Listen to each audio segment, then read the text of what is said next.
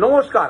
আজকে এরম একটা উপায় বলবো, সেই উপায়টা যদি আপনারা করেন আপনার বাড়িতে সর্বদা ধান আপনারা থাকবেনই থাকবেন। মা লক্ষ্মী, মা অন্নপূর্ণার কৃপা সর্বদা আপনার উপরে থাকবেই থাকবে। আপনারা জীবনে কোনো দিনই দুঃখ কষ্ট পাবেন না। আপনারা জানেন এটা রান্নার ঘর মা অন্নপূর্ণার হয়। মা অন্নপূর্ণাকে যদি আপনারা খুশি রাখেন তাহলে মা অন্নপূর্ণার ব্লেসিং আপনারা সর্বদা পাবেন। তার জন্য আপনারা নিজের রান্নার ঘরে এই 5টা জিনিস কোনোদিনই শেষ হতে দেবেন না। নাম্বার 1 হলো আটা, নাম্বার 2 হলো চাল, নাম্বার 3 হলো সর্ষের তেল, নাম্বার 4 হলো হলুদ, নাম্বার 5 হলো নুন।